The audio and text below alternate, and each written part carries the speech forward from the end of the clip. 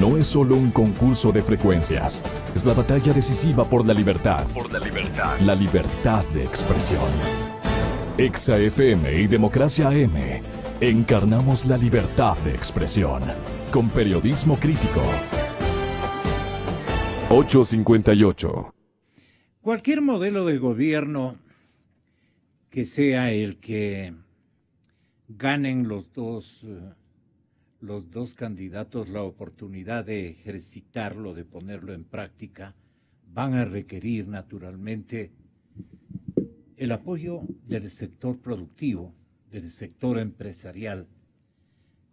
Y para que haya ese apoyo de inversiones, de búsqueda de recursos en el exterior, de ampliarnos en la visión de lo que es instalar nuevos complejos industriales que elaboren y vayan en procura de alcanzar objetivos de productividad bastante significativos por la clase de economía que va a heredar el próximo gobierno.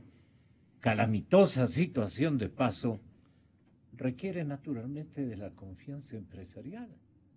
Sin la confianza empresarial, estimados amigos oyentes, con el mismo modelo que ha suscitado buenas oportunidades para los empresarios, cuando había plata, pero cuando ya no hay inversiones, las cosas tienen que ejercitarse a la inversa. Tienen que provenir del sector empresarial y tienen que provenir de los sectores financieros internacionales y de las fuentes de financiamiento, las convencionales para todo el mundo, que parten del Fondo Monetario Internacional y que parten de otros altos organismos que controlan desde el lado multilateral la economía del planeta. Así nomás la cosa, estimados amigos oyentes.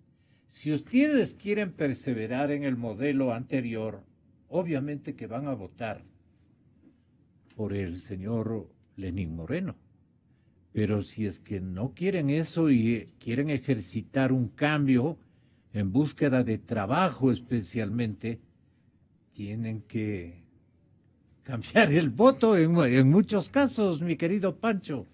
Yo por eso creo que Gonzalo, la presencia del economista Richard Martínez, para ver primero cómo han medido lo que usted dice, cuál es la reacción que esperan como resultado, si ellos tienen alguna información adicional. Bienvenido, economista Martínez. Una primera reacción a esto que hemos vivido, como plantea Gonzalo, desde el punto de vista económico, ¿no? Muchas gracias, Francisco, y gracias, Gonzalo. Un saludo a la audiencia.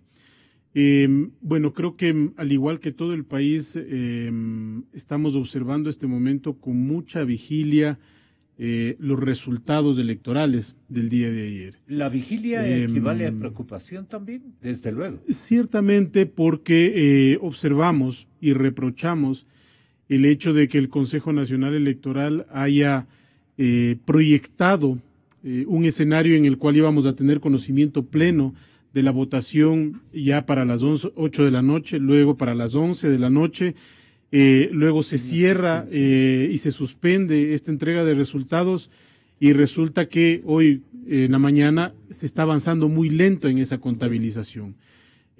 Al igual que las familias ecuatorianas de este momento, creo que todos los ecuatorianos de este momento estamos muy pendientes de esa actuación y no podemos sino dejar nuestro punto de protesta frente a esa actuación que nos parece poco sensible con la demanda ciudadana.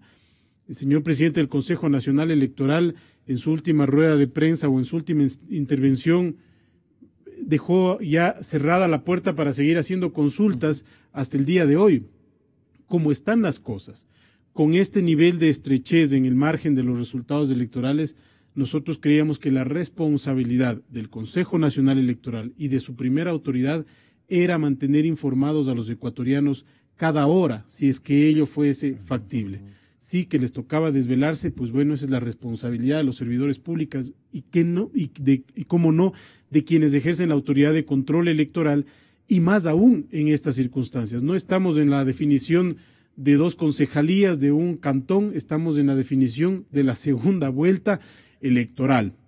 Visto esto, nosotros creemos que el tiempo que se está dejando pasar genera un efecto negativo en lo que el propio Consejo Nacional Electoral vendió en su, digamos, en su imagen de lo que iba a ser este escenario, la propia proclamación de resultados, ¿no? La transparencia en los votos, y vemos una serie de incidentes que nos dejan muchísima preocupación. Nosotros lo que queremos plantear como sector empresarial es que el Consejo Nacional Electoral tenga el coraje de presentar los resultados, incluso si estos les fuesen desfavorables, como las tendencias lo muestran, al gobierno, porque hay una cercanía, que creo que no es desconocida, entre quien preside el Consejo Nacional Electoral y el propio gobierno. Nosotros exigimos la verdad, ponerla en vigencia, no hace falta coraje, sino actuar como tal. Bueno, eso es lo que estamos demandando, estimado Gonzalo, que se actúe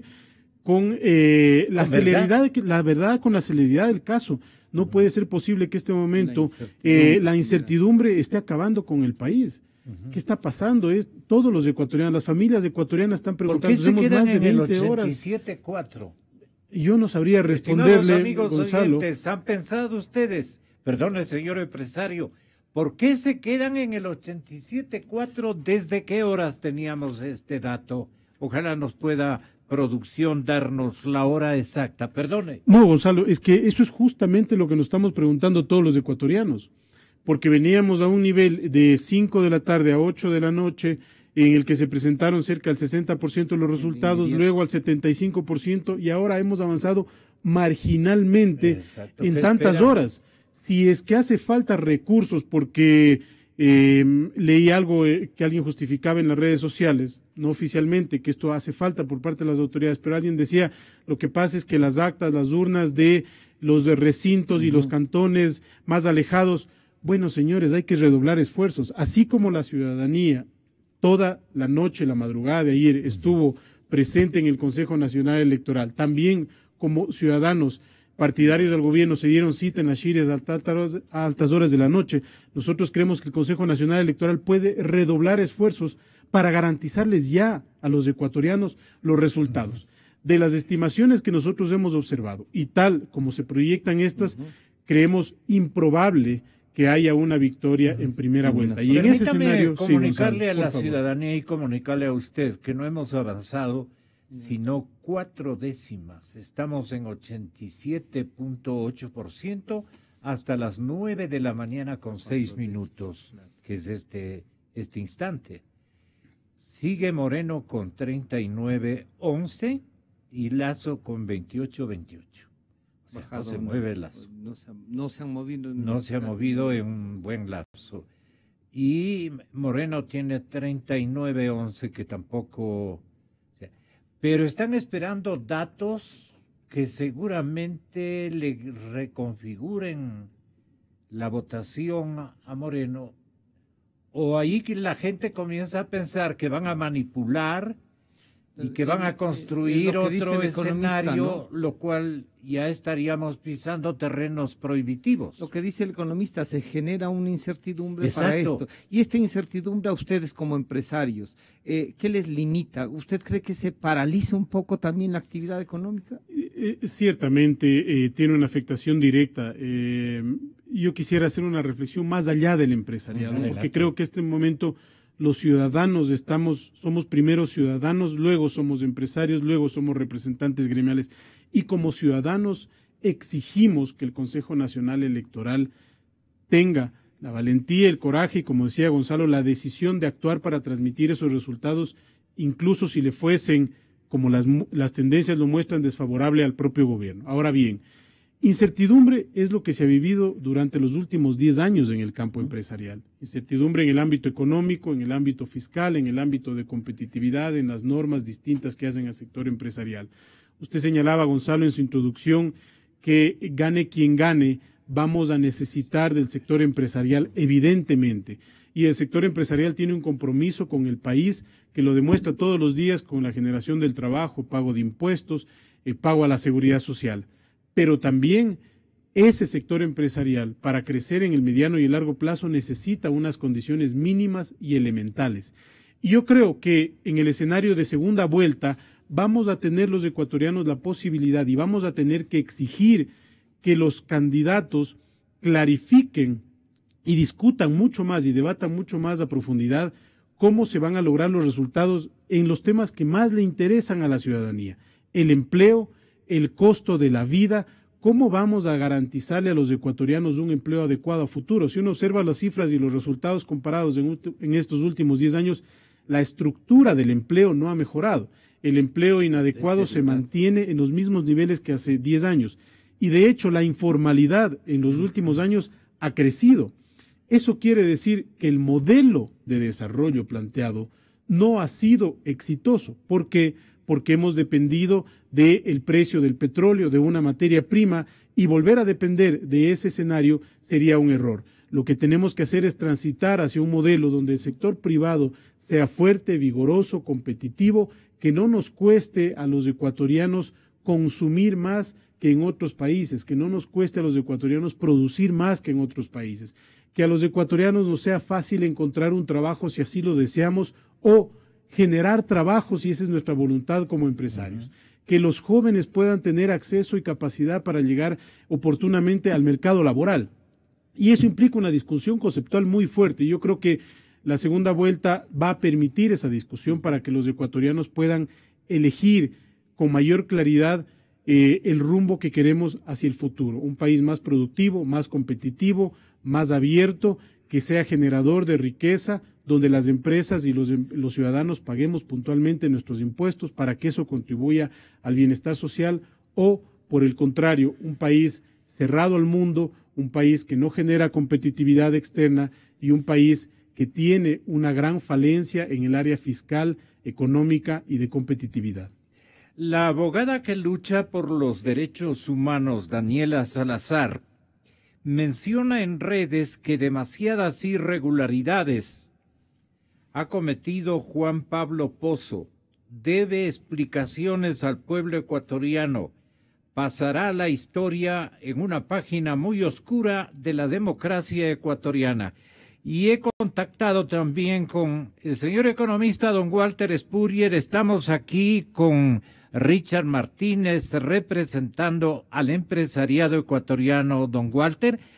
Y queremos aprovechar para que entre los dos nos den, ya lo ha hecho Richard, para que usted también nos dé una apreciación de el desespero en que seguramente han entrado la mayor parte de los señores empresarios. Hemos entrado, me cuento también, entre uno de ellos. Todos somos empresarios, todos estamos pendientes de que este desenlace sea claro, ágil, dinámico y que cumpla con las leyes. Lo único que le estamos pidiendo a la autoridad electoral en este momento es que cumpla con la ley y con el reloj electoral, que no le va a esperar hasta mañana, estimado amigo. El economista Walter Spurrier. ¿Cuál es su apreciación? El señor presidente. El Juan Pablo Pozo. Juan Pablo Pozo. Ya le iba a culpar a usted, señor Spurrier. Muy buenos días, aquí con Richard estamos para escucharle, y con el periodista Francisco Rocha. Buenos días, Walter. Buenos días, mi estimado amigo Gonzalo. Muchas gracias, muchos saludos a Richard, muchas gracias también a Rocha, que lo conozco muy bien también, amigos de mucho tiempo, y a todos los escuchas. Sí, la verdad es que hay una situación un poco tensa porque no da los resultados finales el CNE, echando en base a los datos que nos han dado, que es el 87,6%, creo que de 87,8% del total de los votos. Resulta que para Lenín Moreno alcanzar el 40% de la votación total, tendría que captar el 46,5% de los votos que faltan por escrutar, lo cual significaría que en el último 12% la tendencia del voto sería totalmente distinta del primero 88%, lo cual sería inaudito.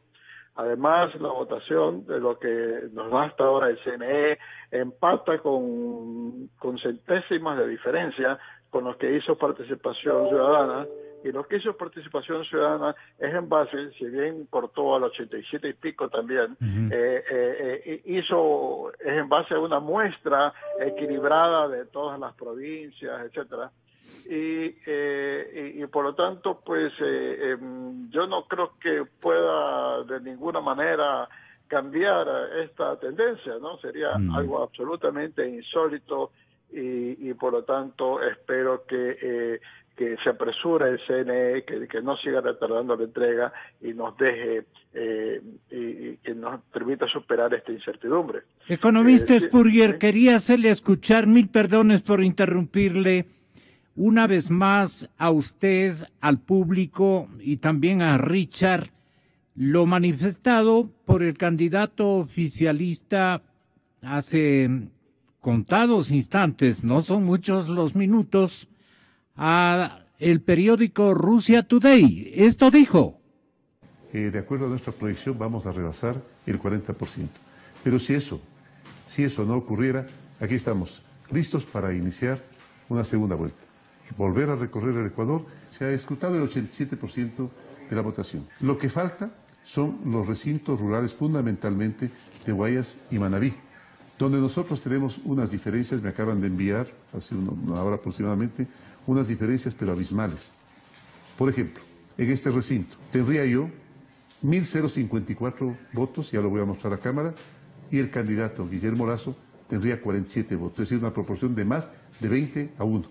Con eso, si fuera solamente 10, nos bastaría para ganar en una sola vuelta. Ahora, habría que tener en cuenta igual cuál es la situación que se ha dado, porque el recuento de votos fue muy rápido en los primeros 60% del escrutinio y después fue muy lento en el otro 40%. ¿Usted lo atribuye a que es en zonas rurales? Sí, son zonas rurales que generalmente no están tan bien informadas como los sectores urbanos de cómo llevar adelante un acta, cómo hacer un acta, cómo hacer el reporte de ella, y es por eso que se han rezagado.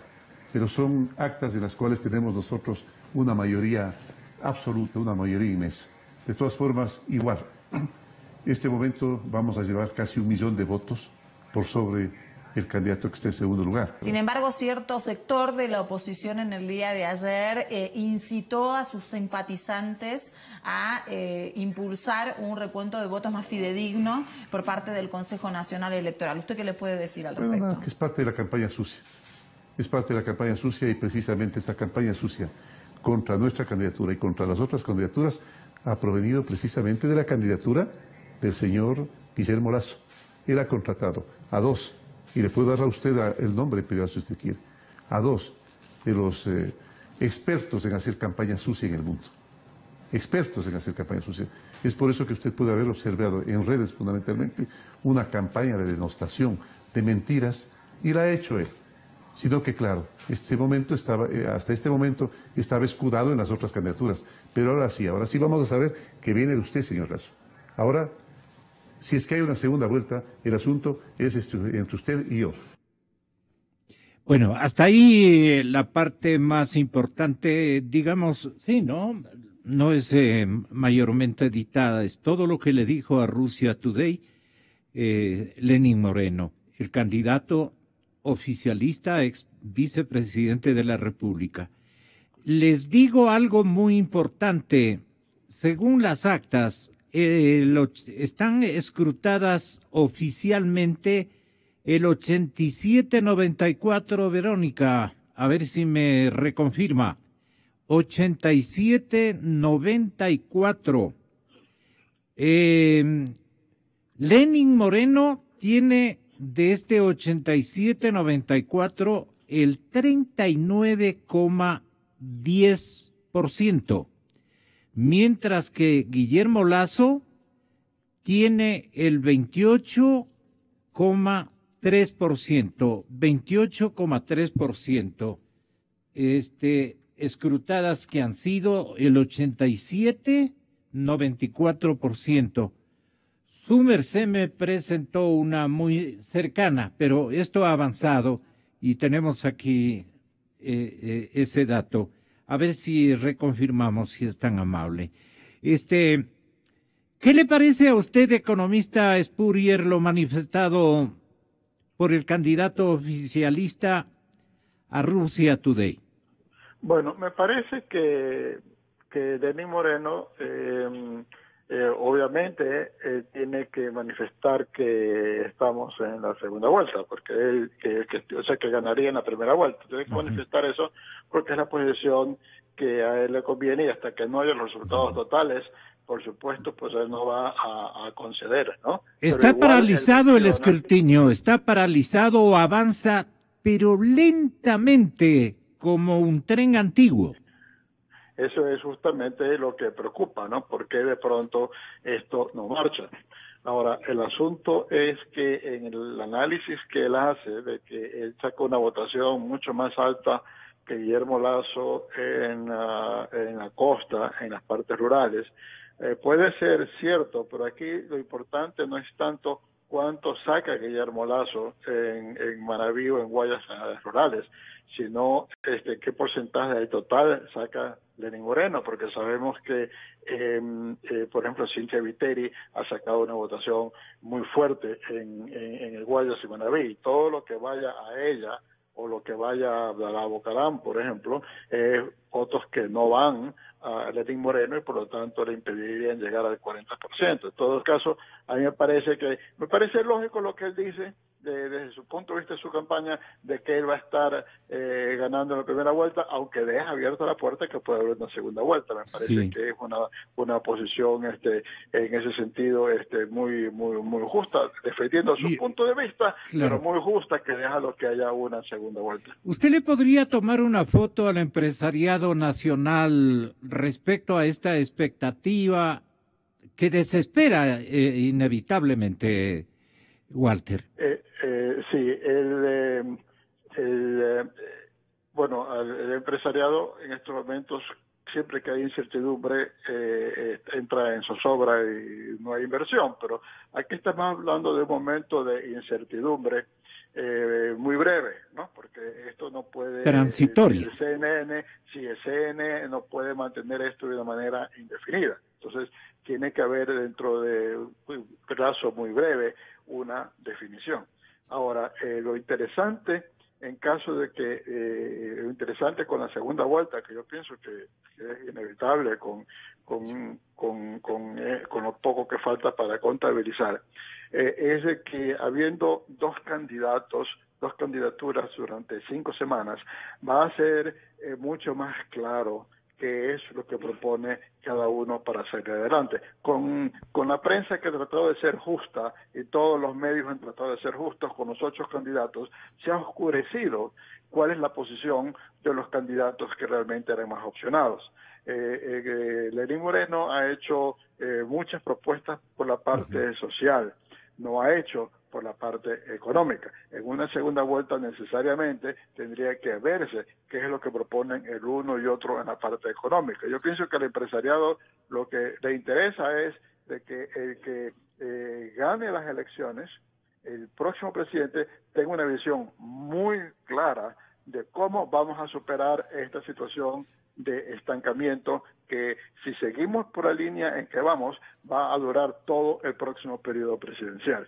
Entonces, si hay perspectivas que va a durar todo el próximo periodo presidencial, una situación de estancamiento, no hay razón para que las empresas inviertan, porque las empresas inviertan para producir más.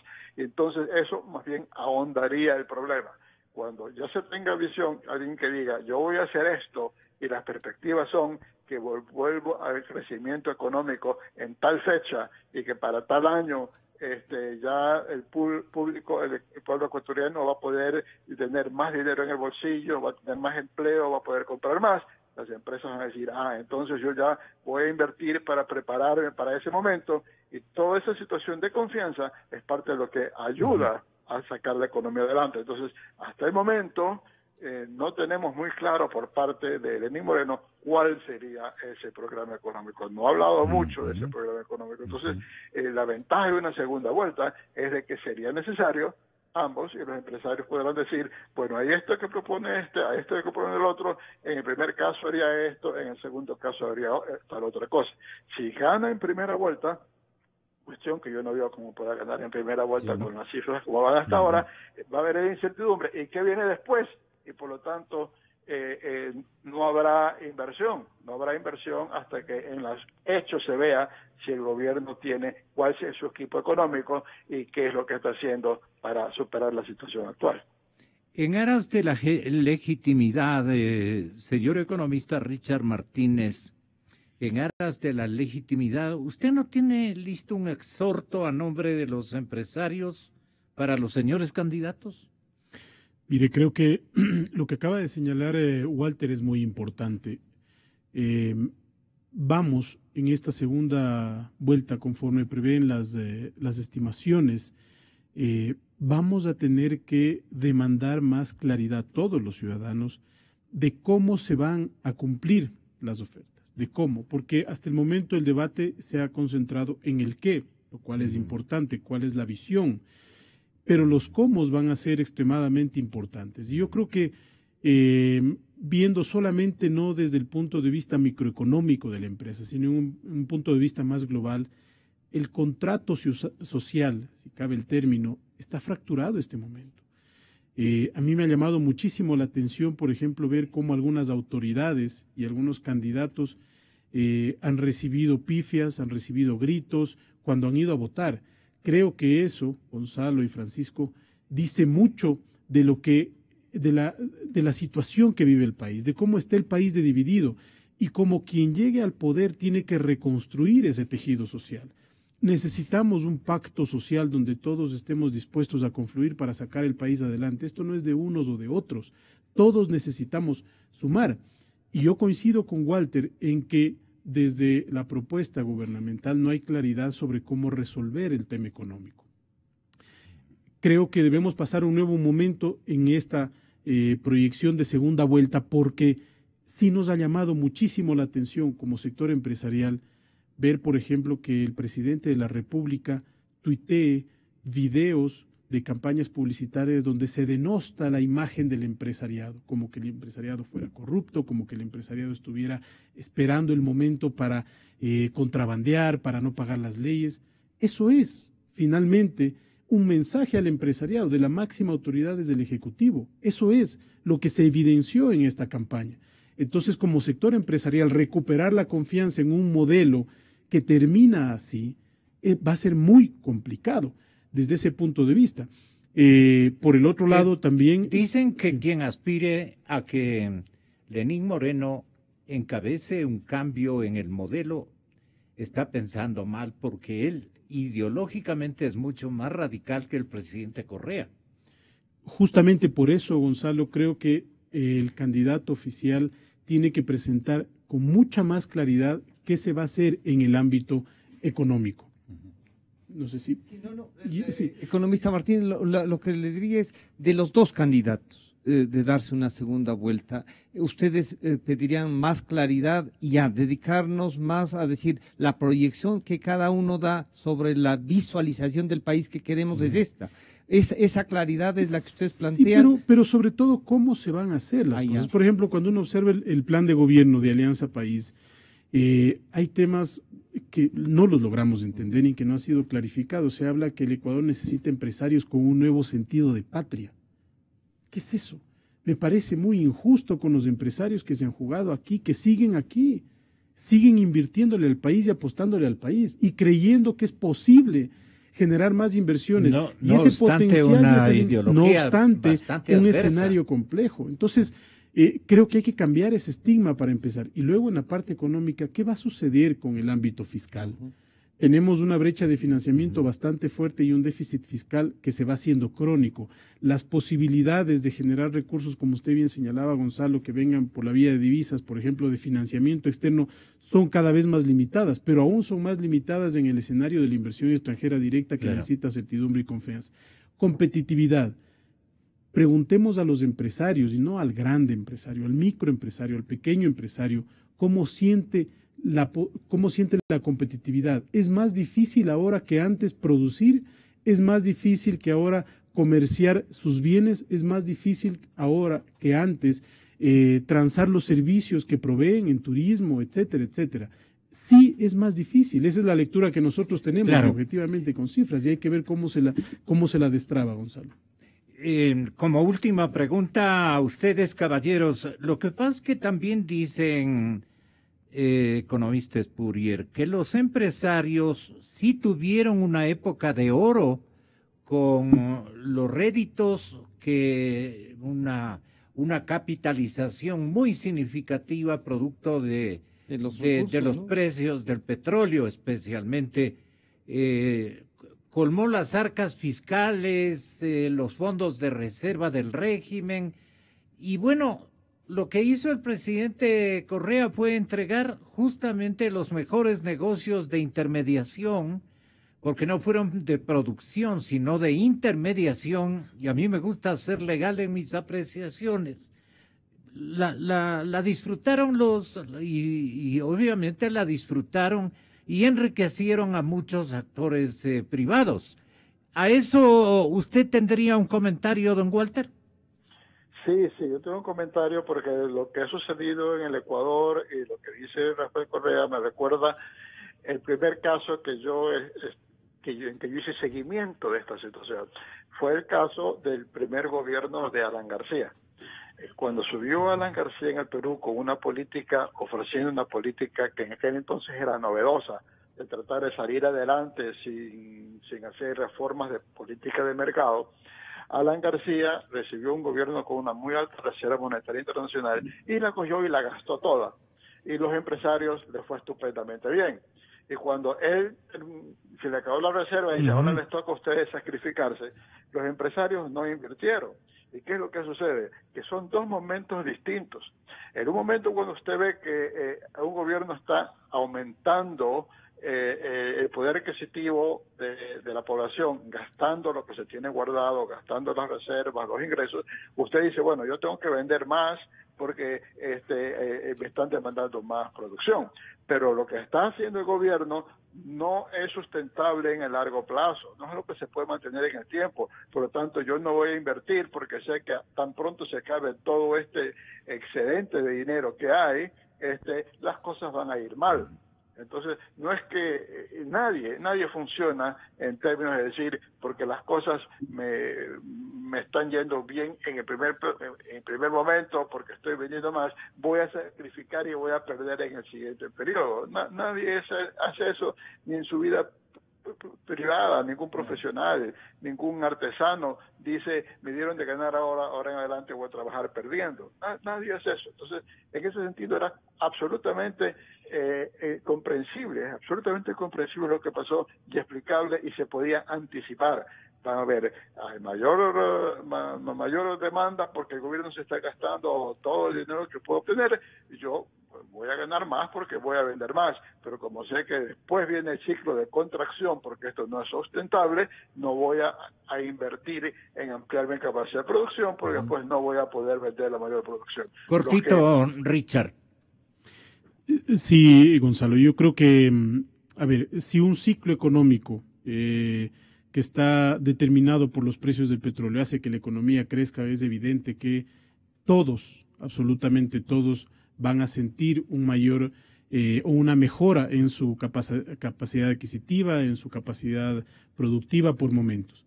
Pero es un ciclo económico que, como bien señala Walter, tiene que observarse a largo plazo. Yo preguntaría, ¿por qué durante estos 10 años, incluso a pesar de esa bonanza, resulta que la mayor inversión viene dada por el Estado y no por el sector empresarial? ¿Y por qué tenemos las cifras de inversión extranjera directa? Si queremos un país productivo, competitivo y sostenible en el largo plazo, ambiental y socialmente, allí tenemos que exigir a los candidatos de segunda vuelta claridad sobre cómo se va a lograr eso. Si es que la intención es tener un país con más endeudamiento, que tenga que estar endeudándose a altas tasas, recurriendo a los mercados en momentos críticos, sin un plan concreto de lo que va a pasar en los próximos años, pues ya también la decisión estará en manos de las consecuencias van a ser Pero me parece también Gonzalo, que hay un tema transversal. Yo lo que les pediría a los candidatos es, evidentemente, que se evite el ataque, que se evite la estigmatización, que los ecuatorianos nos den claridad sobre las propuestas. Creo que eso va a ser importante. Y tratar los temas de fondo, le gusten o no a las encuestas. Y uno de ellos es el tema de transparencia y corrupción, sobre el cual nosotros ya nos hemos pronunciado. Tiene que haber claridad sobre la actuación de distintos estamentos estatales, tanto desde los candidatos, del candidato de gobierno, cuando del candidato de la oposición. ¿Qué va a pasar con la Fiscalía General del Estado? Nosotros exigimos al fiscal general del Estado que se pronuncie sobre los temas de corrupción. Es decir, creo que se abre una gran oportunidad para los ecuatorianos para que se pueda debatir con mucha más claridad, con mucha más profundidad estas visiones de desarrollo.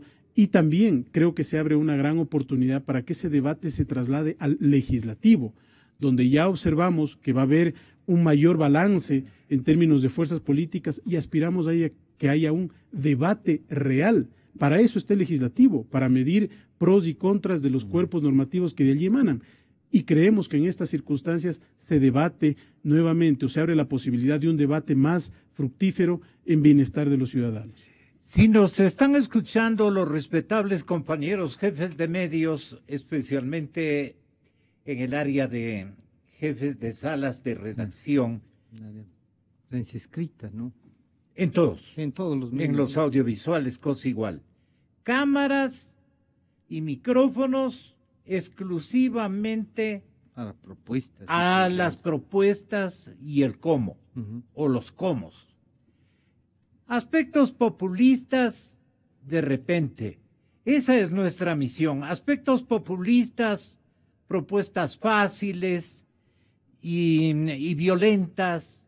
Este juego, ¿no? De cubrir especialmente las colisiones que se dan en las tarimas y las cosas feas que se dicen los candidatos, creo que no es nuestra obligación.